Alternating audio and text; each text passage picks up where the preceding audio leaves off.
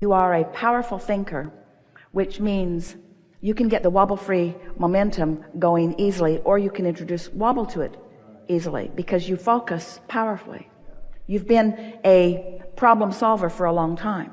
Now we're wanting you to, for a while, just be a problem avoider. And by a problem avoider, we mean a good feeling finder. We want you to teach yourself that law of attraction is responding to you. And these things we are certain of. We told you the things that you know. These are the things that we know about you going forward. You're never again going to tell that story. Oh, you'll tell that story. You will tell that story. But you're never again going to tell it without recognizing what you're doing. And as you tell that story and recognize what you're doing, you're going to find it humorous because it's sort of an old habit, and you're going to say things like old habits die hard, but new habits come on strong. The reason that old habits die hard is because you are a strong focuser. So you could just as easily say new habits increase quickly for me as old habits die hard, because both of them are the function of your ability to focus, you see. I have just figured out that I want to be a more selective sifter. I'm going to be pickier about the things that I turn my attention toward.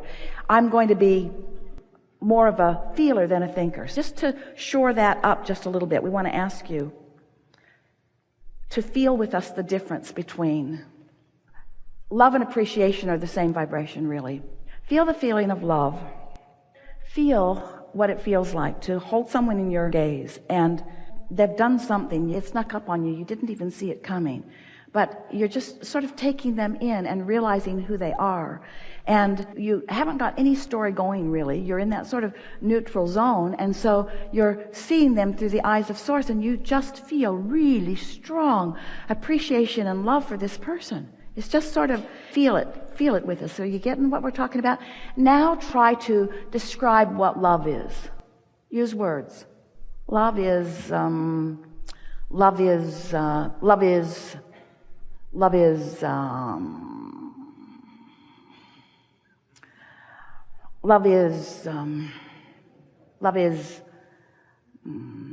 it comes and goes. Sometimes I feel it, sometimes I don't.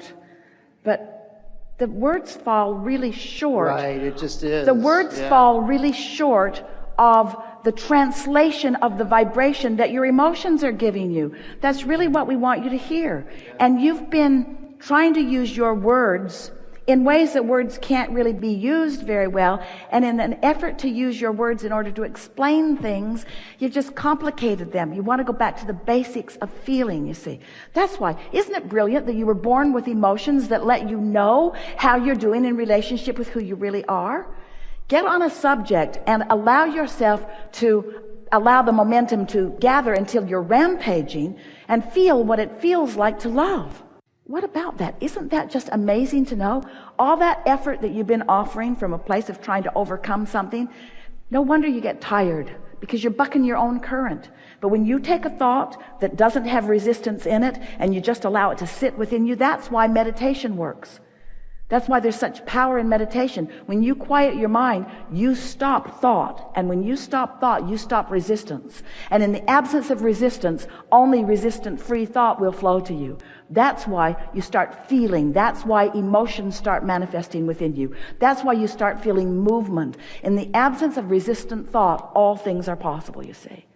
So then the big argument that most humans have had about that is, I don't want to stop thinking. I want to be a thinker. We want you to be a thinker too, but we want you to get on your high-flying disc before you think. We want you to get into the vortex before you think. We want you to prepare your vibrational atmosphere. We want you to set yourself up for the thoughts that feel good when they come. We want you to be your own thinker. We want you to think about all kinds of things, but first and foremost, we want the thought that you think to feel good when you think it, period. Problem-solving thoughts. Oh, I think I'll think about this problem. I think I'll think about this problem. I think I'll think about this problem. That doesn't feel good. When you think about a problem, think about a problem. Don't think about a problem. But when you think about a problem, you get that sort of funny feeling in your stomach when you think about the problem, because you're introducing resistance to the answer that's already culminating within you. The problem and the solution the question and the answer are simultaneously within your reach. You've just got to decide whether you're tuning to the solution or to the problem, you see.